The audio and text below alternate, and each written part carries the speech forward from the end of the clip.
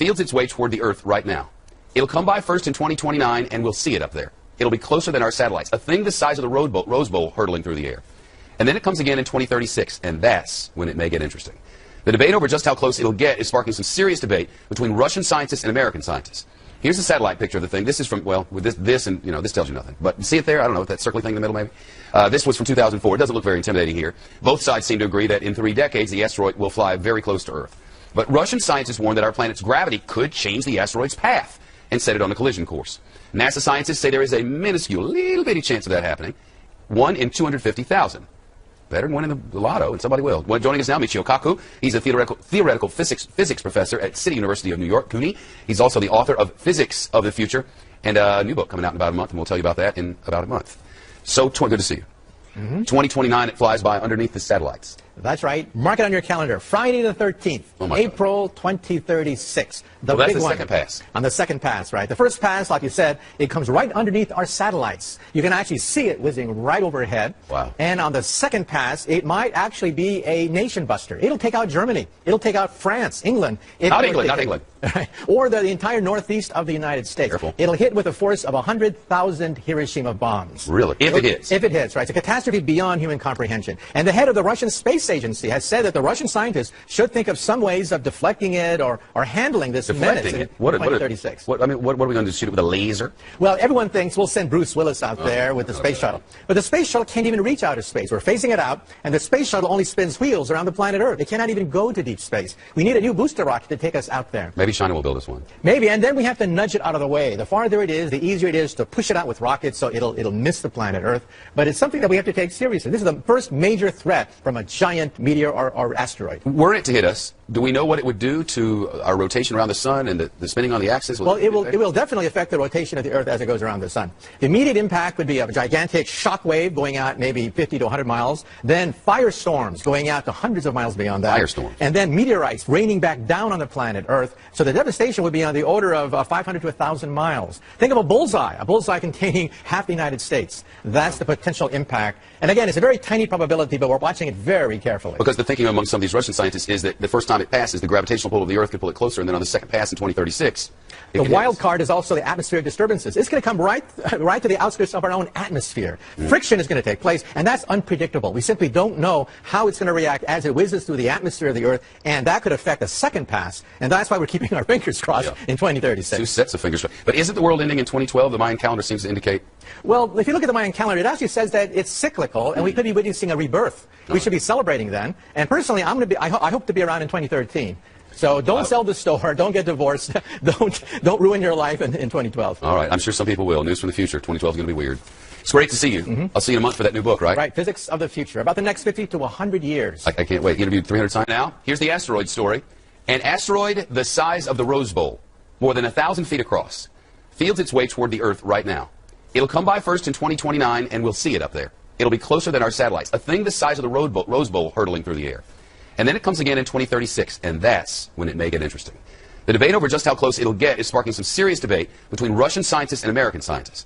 Here's a satellite picture of the thing. This is from, well, with this and, you know, this tells you nothing. But see it there? I don't know. The size of the Rose Bowl, more than 1,000 feet across, fields its way toward the Earth right now.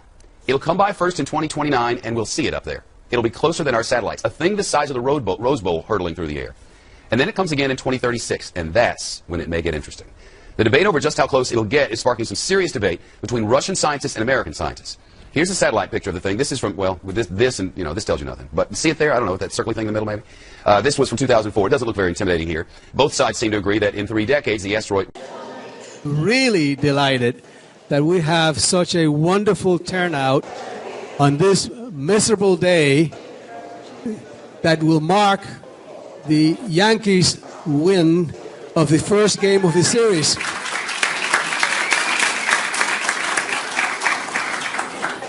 For those of you who are new to the event, let me tell you a little bit about the presidential lecture series.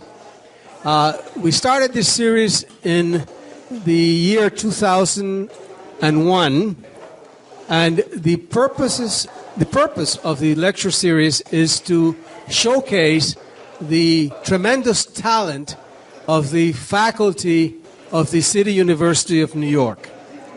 And the formula is very simple. In the fall semester, we invite one of the distinguished professors of the City University of New York or some national figure that has something to do with the City University of New York. And in the spring, we invite one of our own to be the presidential lecture speaker. We have a committee of faculty which is composed of Dr. Sheena Gillespie, Dr. Peter Gray, Dr. Kenneth Pearl, and Dr. Sassam Karimi. And if they're here, please stand up so we can recognize you. Those of you who are here. I know Sassam is here.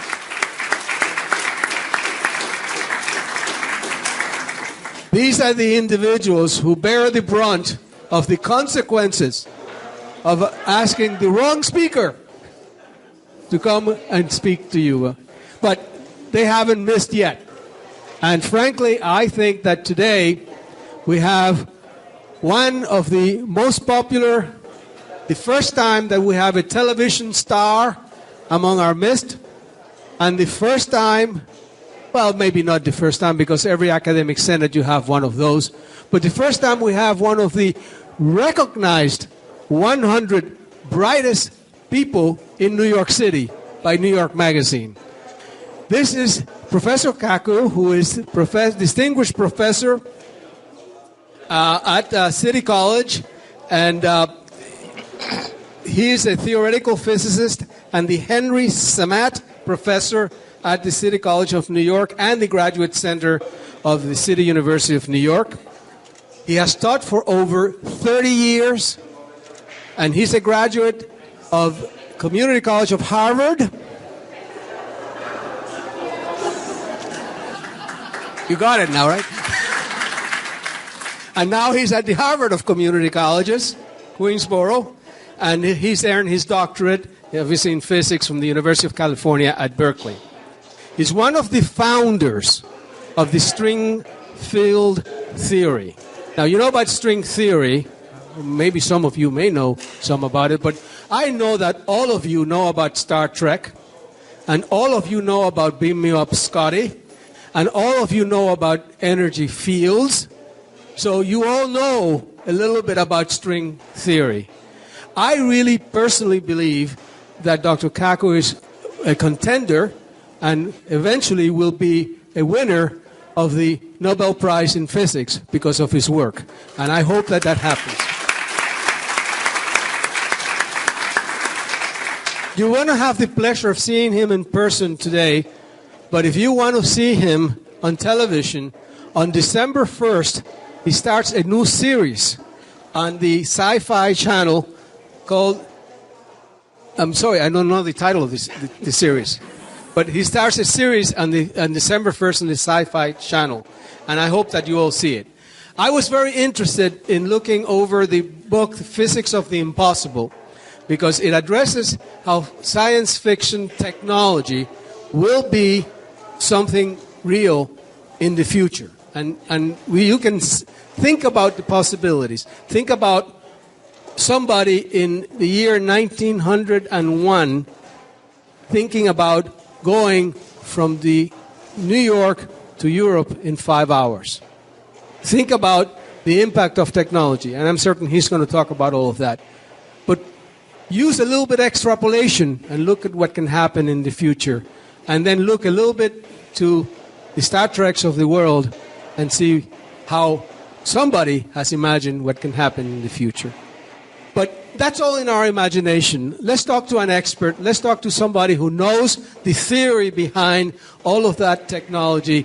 Please, please help me welcome Dr. Kaku, please.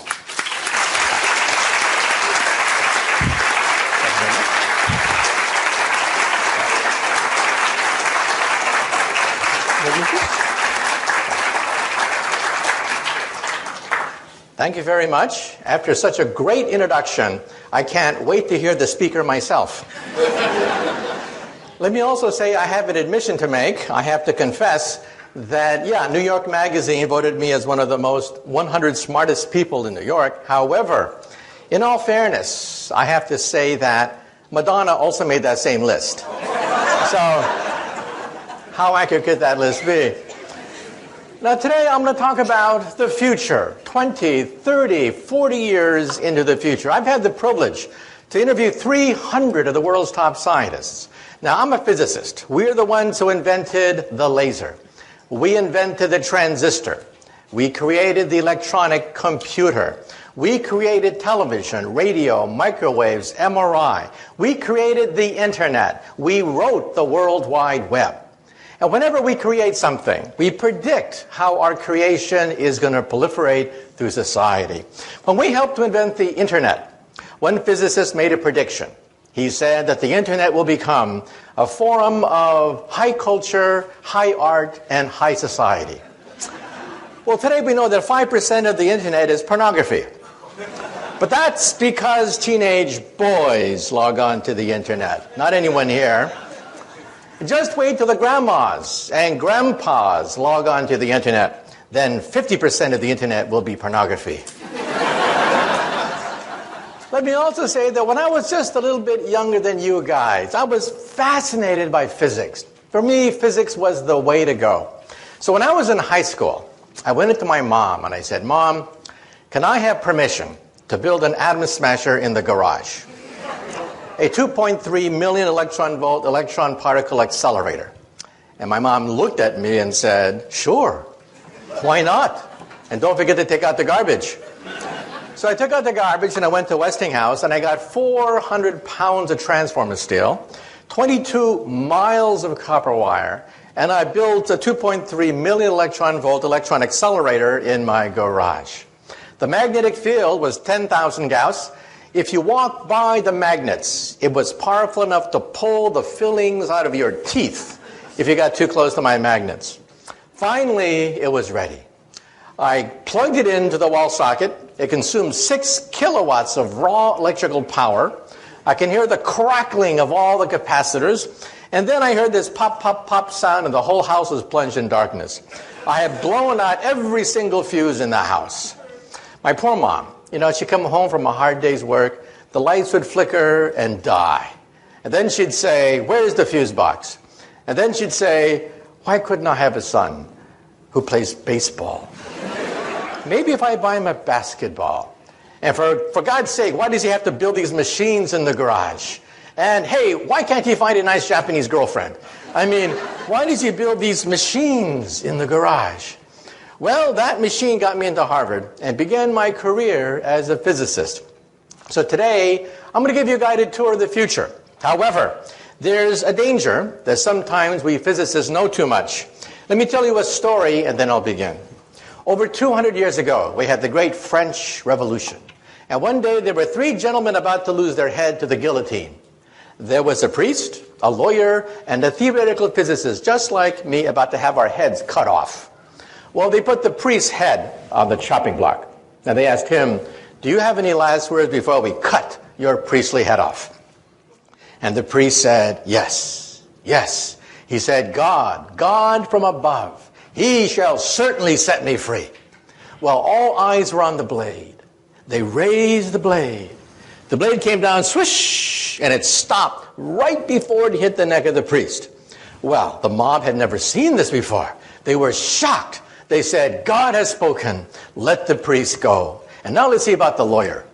Yes, the lawyer. Now the bloodlust was starting. Yes, the lawyer. They put the lawyer's head on the chopping block and they asked him, "Do you have any last words before we cut your lawyerly head off?" And he said, "Yes." He said, "Maybe the spirit of justice. Yes, justice and mercy. She shall set me free." Well, they raised the blade. The blade came down, swish, and it stopped right before it hit the neck of the lawyer. Well, this time the crowd went crazy.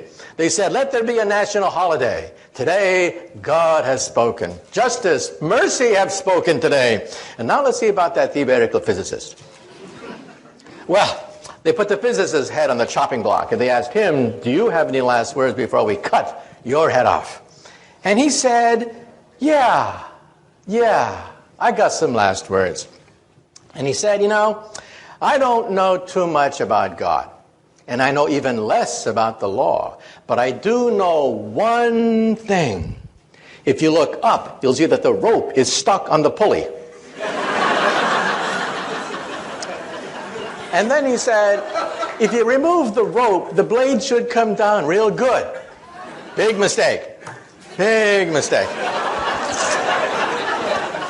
Well, the rope came down, the blade came down, and the poor physicist's head came down. And the moral of the story is, sometimes we physicists have to know when to keep our mouths shut. Okay? But nonetheless, let me give you a guided tour through the future. Because I've had a chance to interview over 300 of the world's top scientists. These are the people inventing the future. First of all, let me say that if you get cable television, you get the Science Channel. On the Science Channel, starting December 1st, as was mentioned, my book, Physics of the Impossible, is going to be appearing as a weekly TV series that I'll be hosting. Watch for it December 1st, every week after that. They call it Sci-Fi Science, Physics of the Impossible. So let's talk about that. First of all, how do we scientists know what's going to happen 10, 20 years in the future? How can we be so confident? Well, first of all, this is Moore's Law. On a log chart, you see that computer power doubles every 18 months. Now, what does that mean? This means that when you get a birthday card in the mail, you open it up, and there's a chip in it. And the chip sings, "Happy birthday to you." Well, that chip has more computer power than all the Allied forces of 1945. Hitler, Eisenhower, Churchill would have killed to get that chip. And what do you do with that chip? You throw it away in the garbage. Or look at this chart. You'll see that way back in the 1960s, NASA had almost no computer power.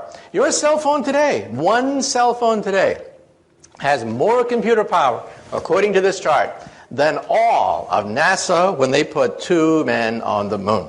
This means that if cars obeyed Moore's Law, cars today would cost 10 cents. This means that when you park the car, you wouldn't even bother to put a quarter in the meter. The meter costs more than the car.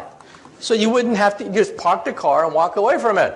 So what does this mean? This means that by 2020, computer chips will cost about a penny. That's the cost of scrap paper. So we now know the future of the computer. The future of the computer will be everywhere and nowhere. Hidden in the walls, hidden in the fabric of our life, just like electricity is. Everywhere and nowhere. And this is the internet. We wrote the World Wide Web. The World Wide Web was written by a physicist to keep track of subatomic particles. And you can see here that the internet corresponds to prosperity. Where there is the internet, there's prosperity, there's commerce, science, finance. Where there's no internet, there's poverty. So one thing that we physicists do is we create something and then we simply give it away for free. So how will you communicate with the internet in the future? These are glasses that have full internet capability. You can download any website, any movie, do emails from these things, and they will also recognize people's faces. How many times have you bumped into somebody on the street and you say to yourself, who is this person? Jim, John, Jake, I know this person. In the future, your glasses will say, it's Jim, stupid, remember? You met him last week. Do you want to see his entire biography for you in your glasses? And let's say you're at a cocktail party. You're looking for a job, and you don't know who the heavy hitters are. In the future, you will know exactly who to suck up to at any cocktail party. Well, let's say you don't want to look like a refugee from Star Trek.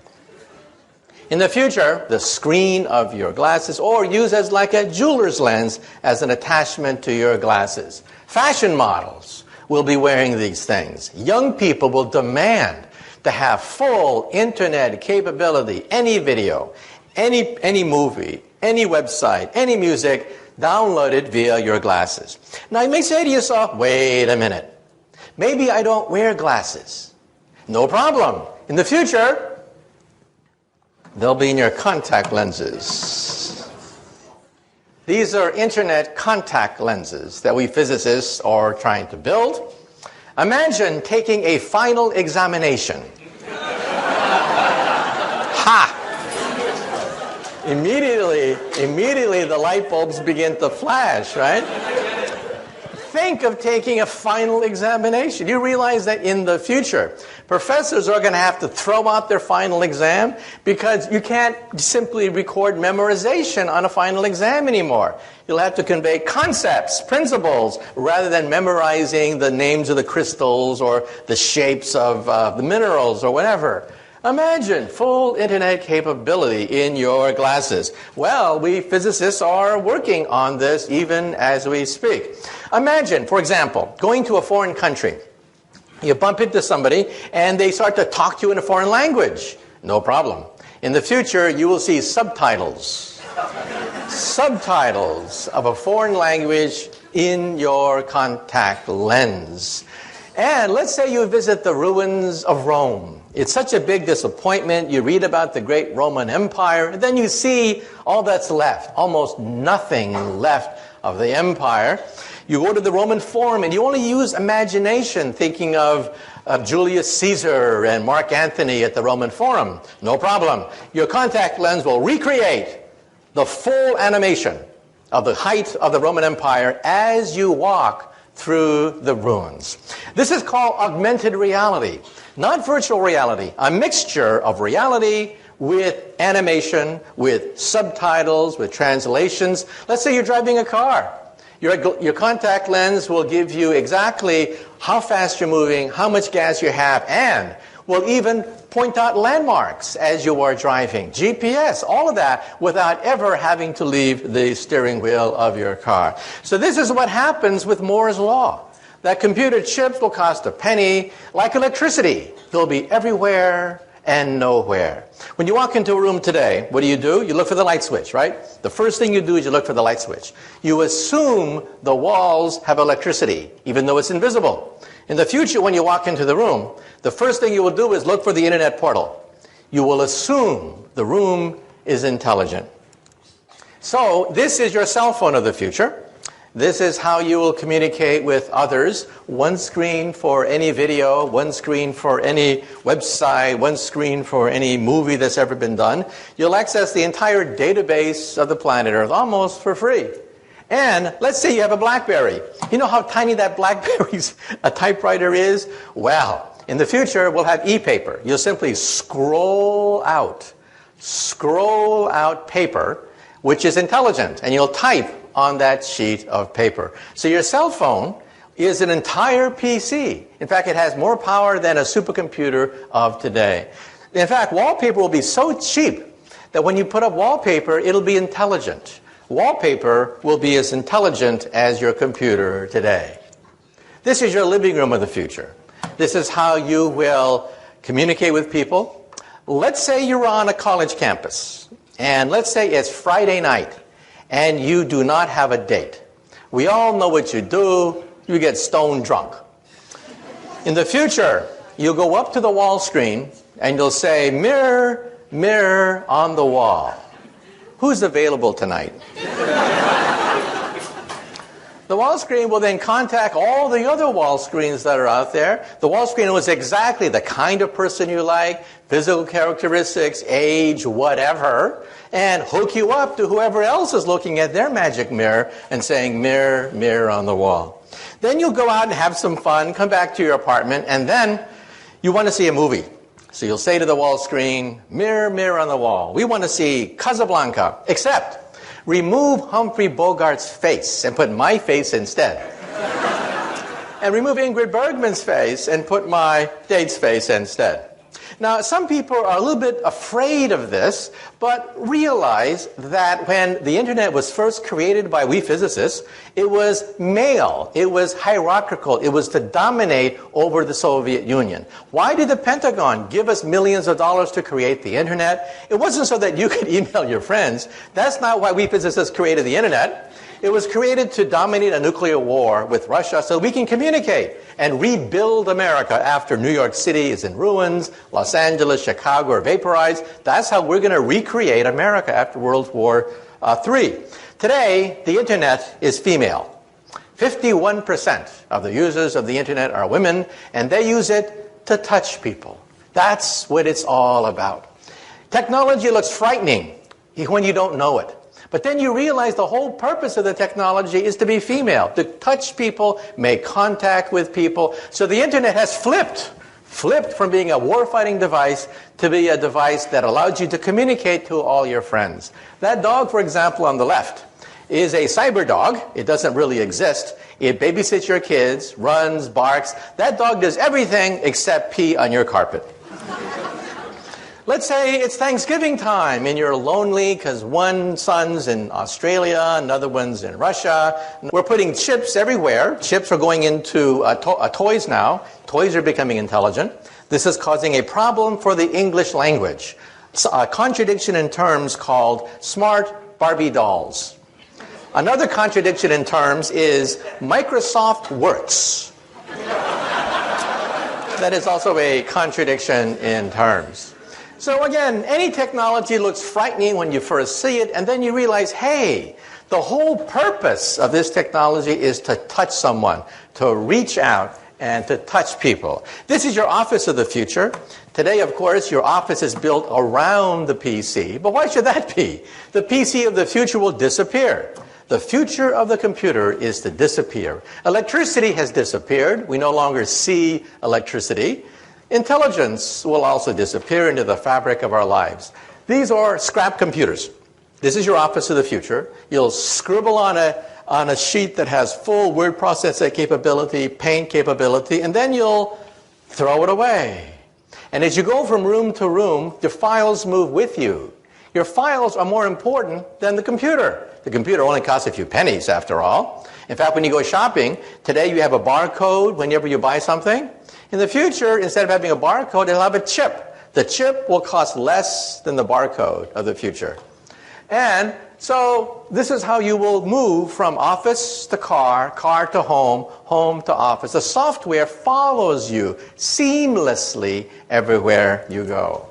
This is your cubicle of the future. This is how you will operate.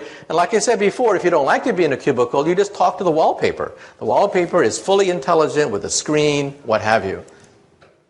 This is the car of the future. I had a chance to drive this car. This car has no driver. It is a driverless car. These cars have now driven hundreds of miles in the Mojave Desert without a driver. GPS is the secret to allow this car to drive. And for the Discovery Channel, they put me in the driver's seat. I started to drive the car, and then I went like this. Try to drive like this next time. This means that traffic accidents could disappear from the English language. Traffic jams, traffic accidents could disappear as the cars literally drive themselves. And let's talk about health. Health is going to be turned upside down.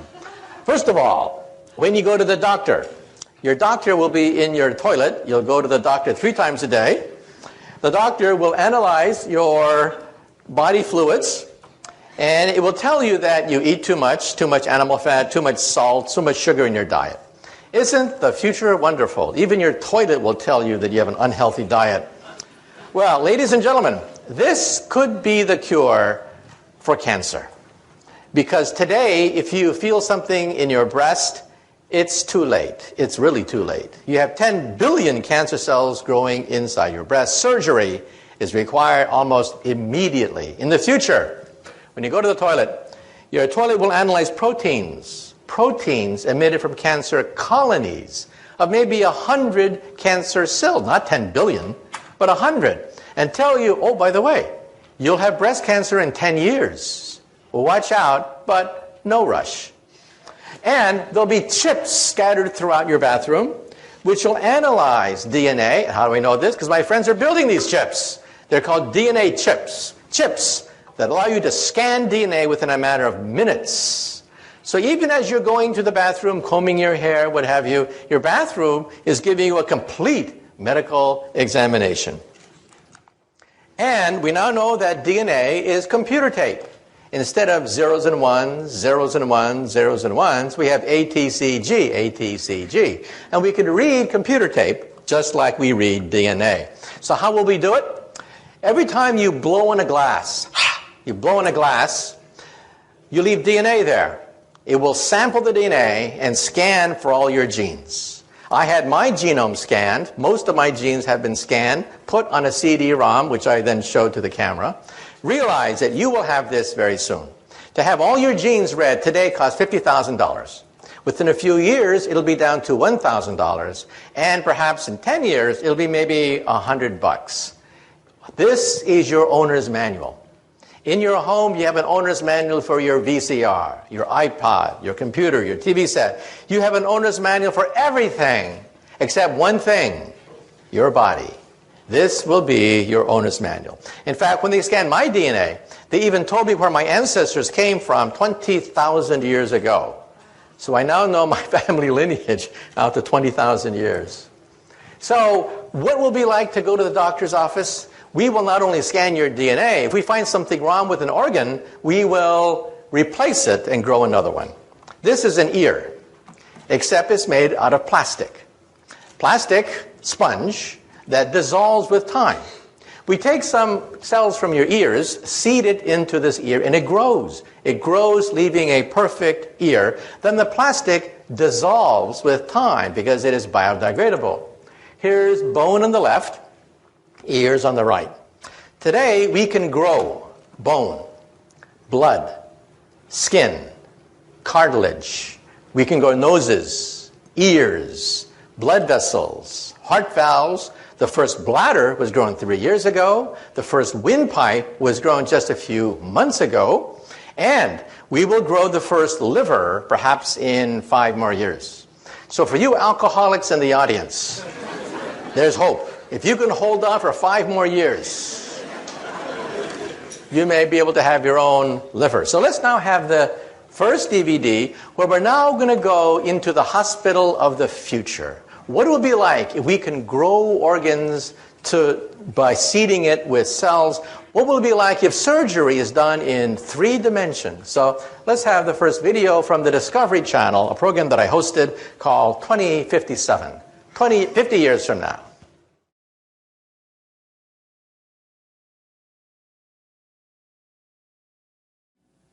So, as computer power doubles every 18 months, it means that every aspect of our life, finance, commerce, health, is going to be turned upside down as we begin to realize that computer power can enrich our lives. This is the world's first bladder, a human bladder that was grown from a young girl's own cells and implanted into that young woman. That was 3 years ago, a development at Wake Forest University where we taped changed history. And within 5 years, we hope to have the first pancreas, the first liver, perhaps even the first kidney. These are the frontier organs that are now being looked at to be grown in the laboratory. The first windpipe was grown just 3 months ago, and in mice, we actually grew an entire heart. An entire mouse heart was grown just last year. And how is it possible? Because computer power means that we can sequence genes, we can put doctors in touch with each other. It has accelerated medical advances. And now, let me say a few things about artificial intelligence. Well, one day, will we have robots, the robots that we see in science fiction? Well, this can dance. In fact, Asimov can dance better than me. I had a chance to meet Asimov. And the question is, how smart is our most advanced robot? And can these robots even have emotions so that we can bond with them? Let's have now the second video, where we will now go to Tokyo. We're now going to go to Tokyo and meet the world's most advanced robot. And the question is, well, one day, will they become smarter than us? Well, one day they put us in zoos and throw peanuts at us and make us dance behind bars? Well, let's conceive robots.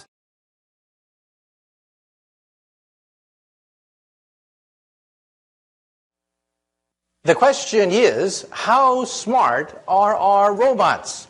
Well, one day, will they be smarter than us and put us in zoos? Well, first of all, here's the governor of California in a very bad mood. So, well, one day, will we have to deal with mad governors? Well, let's take a look at Asimov. You saw Asimov, the world's most advanced robot. How smart is Asimov? Well, let me tell you. Asimov is as smart as a cockroach. a retarded cockroach. A stupid, lobotomized, retarded cockroach. Asimo takes about 6 hours to walk across the room. Every movement pre-programmed. That scene that you saw took 3 hours. Took 3 hours for us to program every single move of that robot.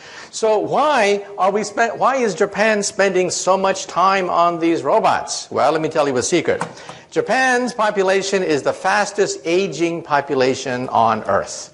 They have very few young people. They have a lot of old people. These are future robot nurses. That's why Japan is spending so much money building robots. That's the future of nursing, not the future of human intelligence. However, in the coming decades, as robots get smarter, perhaps they'll be as smart as a mouse, eventually as smart as a dog or a cat. And then decades after that, maybe as smart as a monkey. At that point, I think we should put a chip in their brain to shut them off if they start to get murderous thoughts. But that's not for a while. That's decades into the future. We'll have plenty of warning. Plenty of warning. And in fact, for the Science Channel special that I'm hosting on December 1st, we went to all the world's leading artificial intelligence laboratory. And you can see how primitive our robots really are. Well, let's say a few more things that we discussed in the Science Channel documentary. Invisibility. Believe it or not, we physicists believe that invisibility is possible. We flew down to Duke University and we filmed the world's first microwave invisibility device. It'll make an object invisible to microwaves. And we went to Berkeley where they can actually now do it for visible light. Now there is a problem. If you are inside an invisibility cloak, you cannot see outside. It's only a one-way trip. Therefore, if you are inside the invisibility cloak, you need to punch 2 eyeballs so you can see outside. So from the outside, you see 2 floating eyeballs, or here, a floating head. So remember that metamaterials allows us to bend microwave radiations around an object, just like water flows around a boulder. If you were downstream from a boulder, you don't know that there is a boulder upstream. That works for microwaves, and at Berkeley and Caltech, on a microscopic scale, they showed that it works for visible light as well. So this means that in the coming years, coming decades, we may be able to attain full invisibility, just like you see in the movies, but we don't have it yet. Also, teleportation. Wouldn't it be great to simply zap yourself across the room, just like they do in Star Trek? Well, this is called quantum teleportation. And for the Science Channel TV series, we went down to Maryland, to the University of Maryland, where we actually photographed with a TV camera, actually photographed an atom being zapped across the room. A TV screen lit up every time an atom was teleported from one chamber to the next chamber. Now, this, of course, creates problems, because if you're Captain Kirk, you have to die, you have to dissolve in the process of creating a copy of Captain Kirk over there. So who is that imposter over there?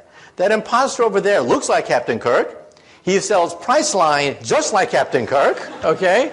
So who is that person over there? You just saw him die, and there he is selling Priceline over there. It really makes you wonder, who are we? Are we just information? That information can be zapped from one place to another? And believe it or not, telepathy is coming faster than you think.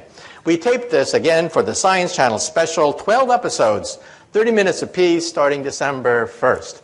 Here's how it works. This is Brown University, where we have a stroke victim on the lower right. He is paralyzed. He cannot move. He cannot communicate with his loved ones. He is a quadriplegic, a stroke victim. On the upper left is a chip.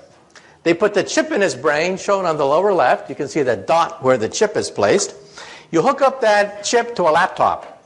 That person, who is now totally paralyzed, can now read emails, surf the web, answer emails, do crossword puzzles, do everything you can do on a computer, except this person happens to be paralyzed. This means that in the future, you may want to simply communicate with the web by thinking about it. We can also use this technology, by the way. This is how it works, by the way. He's allowed to see the laptop. You see the connection on the right. An electrode that connects to a laptop computer. The world's first direct link between the human mind and a computer. And also in Japan, they have very tediously mapped images of the brain onto an MRI scan and had a computer recognize them. We can actually see the outlines now, the decoded outlines of an object that you are looking at with your eyeballs. This means that when you are asleep and are dreaming, we may be able to photograph some of the dreams that you have. This has already been done at Kyoto University, not with dreams, but with the person looking at an object. A computer decodes the images on an MRI scan. We can now recognize, the first thing that was done was a horseshoe. You can actually see the horseshoe, the person's horseshoe that he's looking at via an MRI scan. But in the article, it says that the next target is dreams. Maybe one day we'll be able to record your dreams. This is how it looks like. You have to put this thing on top of your head, but in the future, it may be invisible. It may be painless and invisible, and you'll be able to surf the web all by yourself. Also, we should also point out that we can actually use this for a lie detector test. When you tell a lie, your brain scan lights up like a Christmas tree. That's because first, you have to know the truth. Second, you have to create the lie. Third, you have to create the cover-up of the lie. And fourth, you have to analyze the consistency of the cover-up with all the other lies you've been telling all these years. That's a lot of brain power. And you can actually see that on an MRI scan. Now let me say a few things about the far future. So far, everything I've talked about is the near future. We're talking about 10, 20, 50 years in the future. Now let's look even farther. We went to NASA. And we visited the scientists who dream of one day building a starship. This, of course, is far beyond anything we can muster with today's technology. However, we actually interviewed scientists who believe that it may be possible to bend the fabric of space and time so that we can leap forwards across enormous distances, perhaps using Einstein's theory. This is a black hole. Black holes are not science fiction anymore. We photographed the accretion disk of black holes. This black hole lies at the center of a gigantic galaxy, NGC 4258. That dot you see at the very center is about 1 light year across. In the inside of the dot is a raging black hole. In fact, if you want to see a black hole tonight, go outside, look in the direction of Sagittarius. That is the center of the Milky Way galaxy. There's a black hole there, which in some sense lies at the center of our galaxy. So kids ask the question, if the moon goes around the Earth goes around the sun, then what does the sun go around? Well, we know the answer to that. The sun goes around a black hole in the constellation Sagittarius at the center of the Milky Way galaxy. Now, if you look at that black hole, it's rather disappointing. Dust clouds obscure the galactic nuclei. If you could somehow remove the dust clouds, then you would see a fireball rise every night, perhaps rivaling the moon in brightness, with a raging black hole at the center. Unfortunately, dust clouds prevent us from seeing this huge fireball that by rights should be illuminating the night sky. And if you have wormholes, perhaps one day you may be able to even bend the fabric of time itself. This, of course, takes us into science fiction, but actually we do have a theory of time travel. Now, some of you may say to yourself, well, I've seen these time travel movies. I know what happens if you go backwards in time and meet your teenage mother before you're born, and your teenage mother falls in love with you. Well, you're in deep doo-doo if your teenage mother just fell in love with you before you are born. Now, if you think you're so smart, let me give you the mother of all time travel stories and see whether you can figure this out. Let's see whether you're smart enough to figure this one out. The year is 1945. A stranger comes in from the darkness carrying a baby girl that he leaves at an orphanage. Well, the nuns find this baby girl. They don't know where the baby girl came from, so the nuns call her Jane. And Jane grows up as an orphan, wondering, who is my mother? Who is my father? Well, when Jane is 17 years old, She's a beautiful young woman, and then she has her first boyfriend. A drifter comes drifting into her life, but it was not meant to be. They quarrel. She argues with her boyfriend, and it's a very sad story. First, she finds out that she's pregnant. Her boyfriend has left her. She's abandoned and pregnant. She's rushed to the hospital 9 months later. She delivers a beautiful baby girl, but somebody that night breaks open the window of the hospital, kidnaps Jane's baby girl, and leaves in the darkness. Well, it's even worse than this. Jane is bleeding very rapidly. She's going to die. The doctors have to perform an emergency experimental operation. They have to change Jane into Jim. Well, Jim wakes up the next day with this huge headache, and he's told the bad news. First, the boyfriend left her pregnant, somebody stole her baby, and now she's not even Jane anymore. She's Jim. Well, Jim grows up and becomes a barroom drunk. Every time someone says, "Who are you, Jim? Where did you come from? Who was your mother or your father?" Well, finally, Jim one day is once again stone drunk at the bottom of a bar after a bar fight. But the bartender comes up to him and says, Jim, wake up. You see, I'm not really a bartender. I'm a time traveler. Come into my machine and let us find out who is this Jim/Jane. So they go back, way back into the past. So poor Jim, he doesn't quite know where he is in the past. But suddenly, he meets this beautiful 17-year-old girl. And it's love at first sight. But you know, it was not meant to be. They quarrel. And then Jim finds out that his girlfriend is pregnant. And then Jim says to himself, oh my God, history is repeating itself. This happened to me. Well, I'm going to make sure that my baby gets the best education possible. That night, 9 months later, Jim goes to the hospital, breaks open the window, kidnaps his own precious baby girl. And then Jim and his baby girl go back into the time machine. Again, way back into the past, until it is 1945. It is a dark and stormy night. Jim comes in from the darkness carrying his precious this orphanage. Well, Jim finally gets it together. Jim says, I don't want to be a drunk all my life. I'm going to join the Time Travelers Corps. So Jim has many heroic exploits in the annals of time. Now Jim is an old man. He says to himself, I've had a good life, but I want one final mission. For my last mission in time, I'm going to go backwards in time, put on a wig, to impersonate a bartender. To meet a certain barroom drunk who just got into a fist fight because someone said, who are you, Jim? Who is your mother? Your father? Now for 10 points, who can tell me? Who is Jim's mother? Father, son, daughter, granddaughter, grandfather, great-great-grandfather, in the back. Yeah, Jane is a family tree unto herself. Can you imagine a family get together and they get into a food fight? And someone says, you did this to me. No, you did that to yourself. Okay? Well, we physicists think about this. This is a wormhole. This is what I do professionally. I work in something called string theory. I'm the co-founder of string field theory. And we think that perhaps the fabric of space and time can be bent.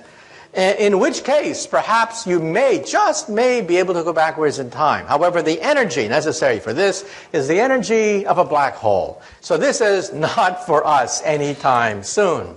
However, 150 years ago, there was a gentleman in England, a mathematician at Oxford University, who wrote the first book on wormholes. Who was this professor of mathematics at Oxford University? Does anyone know the name of this Oxford University professor? His name was Professor Charles Dodson. He could not write under his real name because he was an Oxford professor. So what did he create? A pseudonym, Lewis Carroll. This is the world's first representation of a wormhole in the English language, written by a distinguished professor of mathematics at Oxford University who wrote under a pen name, Lewis Carroll.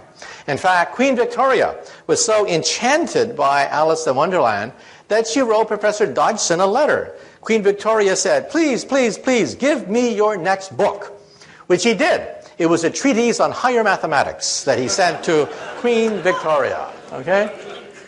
So now let's say a few things. Some people say that, well, if this is for the future, let's talk about the future. A type 1 civilization has the power of an entire planet.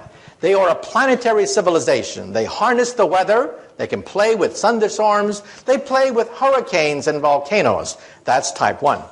Type 2 is stellar. They consume the power of a star, like the Federation of Planets on Star Trek. Star Trek would be a very typical type 2 civilization. Type 3 controls the power of an entire galaxy, like the Empire of Empire Strikes Back. Once they had William Shatner on StarTrek.com, and he was answering all the questions of the Trekkies. The Trekkies would ask William Shatner questions like, what is the fourth dimension? What is antimatter? What is a black hole? And William Shatner was getting more and more frustrated. The people at StarTrek.com said, finally, he got so frustrated, he pounded on the desk, and he said, damn it, I'm an actor. I know nothing about Star Trek. About the fourth dimension, antimatter. Get a physicist. Ask me about Priceline. Anything.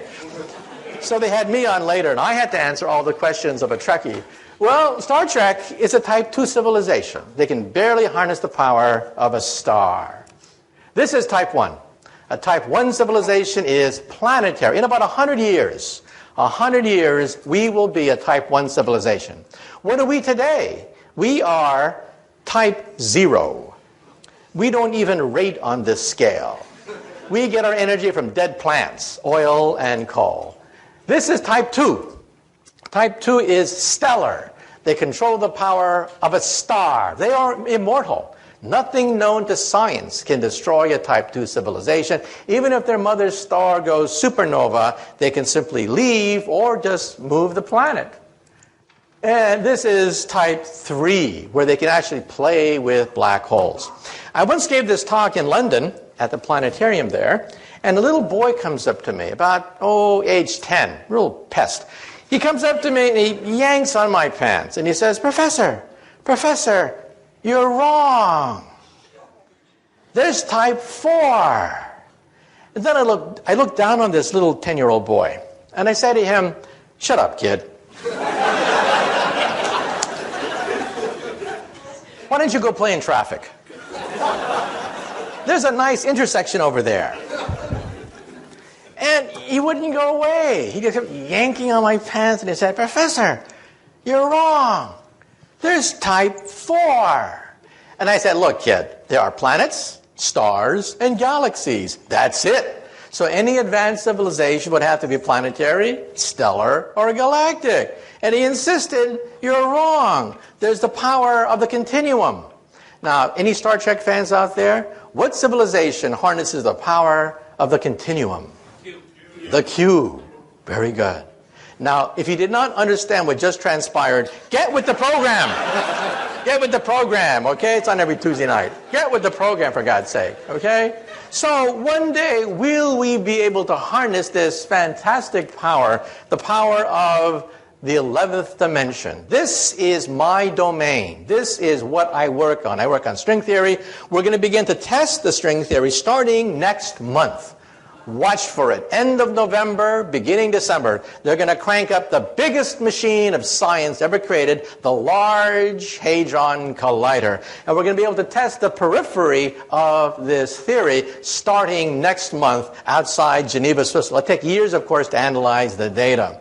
However, let me also say that when we look at the Earth from outer space, we see that the Earth sits in this gigantic bubble. You see, our Earth also radiates. We radiate radio and television for 50 years. Surrounding the Earth, there is a sphere, 50 light years in radius, expanding at the speed of television, containing our finest cultural archives, the noblest achievements of the human creative spirit, like I Love Lucy, Leave It to Beaver, and now joined by the immortal classics, Beavis and Butthead, Part 2, and Dumb and Dumber Part 2. And any star within 50 light years of the Earth will pick up our cultural emissions, and they'll be convinced there is no intelligent life on the Earth. So anyway, let me now wind up. A few years ago, I spoke at the Einstein Centennial, a great honor, but my favorite Einstein joke is as follows. When Einstein was an old man, he was tired of giving the same talk over and over again. So one day his chauffeur came up to him and he said, Professor, I'm a chauffeur, but I'm actually a part-time actor. I've memorized your talk. I've heard it so often. I've memorized it. So why don't we switch places? I will put on a mustache and a wig, and I'll be the great Einstein, and you can be my chauffeur and take a break. Well, Einstein loved the joke, so they switched places. So the chauffeur gave these talks all over the world, these fantastic talks with all the theatrical flourishes. Well, one day, a mathematician in the back asked a very difficult question. And then Einstein thought, oh, the game is up. But then the chauffeur said, that question is so elementary that even my chauffeur here can answer it for you. Okay, thank you very much. Thank you very much. It's been a great audience. Thank you. Thank you. Oh, yeah, thank you, question. Yeah. A few questions.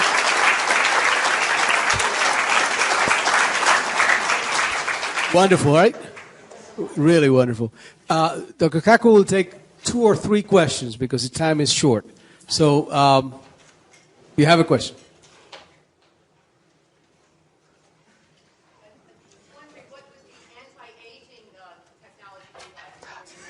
Okay. Let me say 2 things. I have a whole chapter in my book, Visions, about the aging process. First of all, if you go to a drugstore, you see all this advertisement, anti-aging this, take 10 years off your face, 10 years that. How can the FDA allow all these fraudulent claims to being made? So I actually interviewed an FDA official. He said, the Food and Drug Administration can only monitor things that penetrate the skin. Medicines that penetrate the skin. Anything that does not penetrate the skin, they cannot monitor. But then, if it doesn't penetrate the skin, it doesn't work.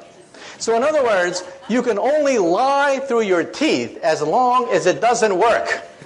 Let me repeat that again. According to federal law, you can make any statement you want about take life, take 10 years off your face, whatever, anything you want, as long as it doesn't penetrate the skin, as long as it doesn't work. Now, let me tell you the science. We went to MIT and we interviewed the discoverer of a rather important gene that's creating headlines. Oprah Winfrey devoted a show to it. 60 Minutes devoted to a show to it. It's called SIR2. It is a gene and a protein that seems to mimic caloric restriction. Now, there is one and only one way of multiplying the lifespan of an organism, all the way from yeast cells, spiders, insects, mice, rabbits, dogs, cats, monkeys were analyzed, and the results came out front page of the New York Times about 2 months ago. If you starve yourself and consume 30% less calories, you live 30% longer. Now, how many of us want to starve ourselves? But the genetic mechanism of that is gradually being worked out. It turns out that the human body, or any organism, has 2 choices. One is, if you undergo famine, you have to hunker down, eat less, lower metabolism, and just ride out the famine. The other one is consume all you want and have children. So a body has 2 choices. Animals mostly suffer famine. Famine is a normal state of most animals. So animals do this all the time. They hunker down, eat less, reduce metabolism, and ride out the period of famine until they can gorge themselves and have children. Well, you found the gene, SIR2, which actually mimics that behavior without having to starve yourself. Now, is it the fountain of youth? I interviewed the guy who discovered it, and he said, no. Don't believe the hype. However, he said, once we do find the fountain of youth, it may be part of it. So the point I'm raising is we're now working out the genetics of the aging process. Did you know, for example, that some animals don't die? Crocodiles, alligators, flounders, they just keep getting larger. They don't die at all. They're just as vigorous at 70 as they are at 5.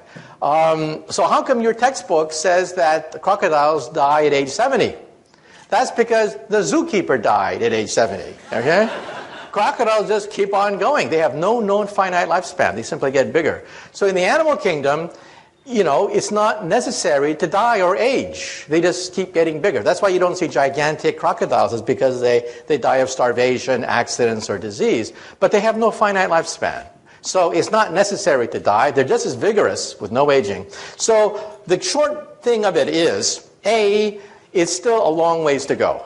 However, B, we scientists are now seriously looking at the possibility of retarding the aging process. We do not, I repeat, not have the fountain of youth. However, as one scientist said, I regret the fact that my generation may be the last generation to die. Well, I think that's an exaggeration. I think people will be dying for quite a while into the future.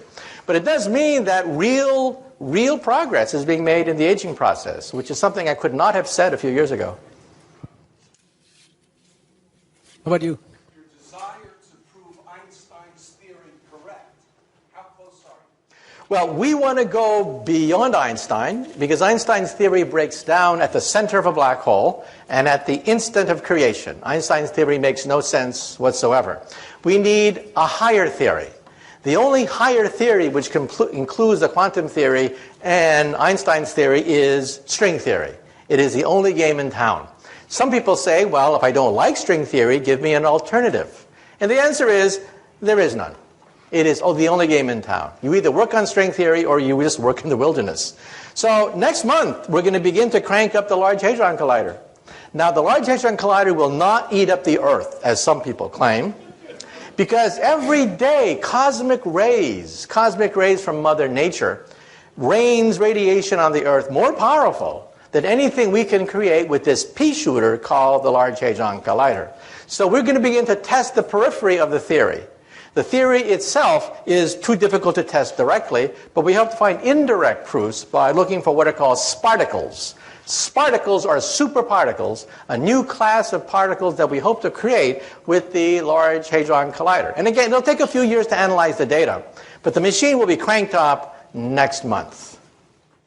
By the way, I just spoke in Texas last month, and the people in Texas know that they had the Super Collider to be built outside Dallas, Texas. The Super Collider was to be 3 times bigger than the Switzerland machine. So how come it's not based in the United States? How come we have this brain drain to Switzerland? Well, it's because in 1993, there were cost overruns on the Super Collider, and in the last day of hearings, a congressman asked the physicists in the last day of hearings, quote, "Will we find God with your machine?" On the last day of hearings. Everything hinged on this one answer. So the poor professor of physics said, "We will find the Higgs boson." At that point, you could hear all the jaws hit the floor of Congress. $11 billion for another goddamn subatomic particle. The vote was taken the next day, and our machine was canceled. And that's why we have this brain drain to Switzerland right now. Since then, we physicists have been replaying that question over and over and over again in our minds. How should we have answered that question? Well, I would have said this. I would have said God, by whatever signs or symbols you ascribe to the deity.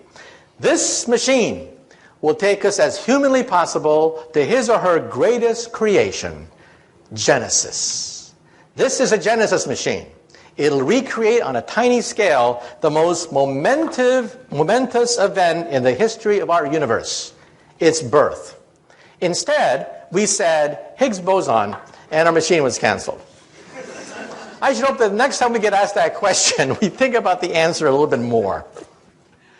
Okay, one last question. Last question. About right there. I'm curious about ethics, and I wonder if, you seem like a really smart person, but some of that technology you described at the beginning in the hands of some not so intelligent people seems like you could set up a big brother situation very quickly, like the doctor in my toilet and stuff like that. Okay, first of all, when people ask about 1984, I had a chance to go back to 1984, rereading it again when I was writing my book, Visions. And I realized something.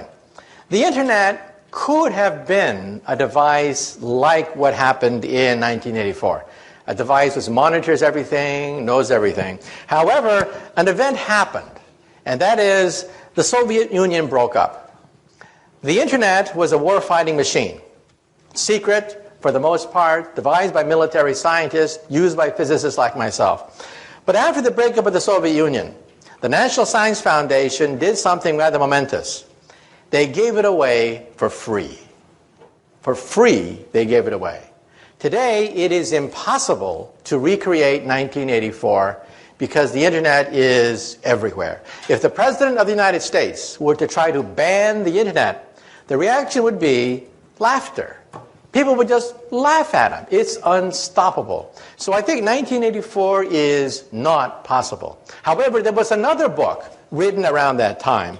And that other book was called Brave New World by Aldous Huxley. That's a book that we really do have to worry about. Because in that book was set 600 years in the future. In that book, they have cloning. In that book, they have drugs everywhere. In that book, they have the stratification of the human species. In that book, well, we have about 80% of that book today. Forget 600 years in the future. Welcome to the Brave New World. So we do have to worry about some of the ethical questions raised in Brave New World. But as far as the problem of computers, the problem is not Big Brother. The problem is Little Brother. Every nosy busybody can get on the internet and finds all sorts of information on you. And in the future, if someone wants to find out about who you are, they'll go to your barbershop and get some of your hair follicles and sequence your entire genome. This means that the National Enquirer, instead of getting photographs of Brad Pitt, will have his entire genome read by getting some of his, his hair, and it's going to create a huge problem of genetic privacy. Today, if you have a matchmaker, one of the principal purposes of a matchmaker is to look for hidden diseases inside your family tree.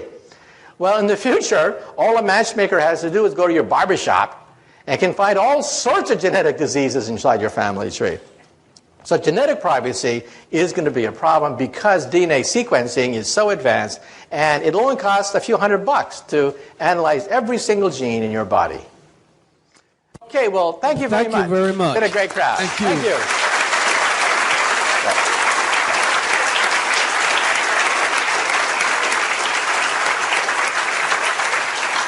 There are some refreshments outside, and I'm certain that if we do not overcrowd him, we might be able to have some contact or some personal discussions with Dr. Kaku. Thank you again for coming. Okay.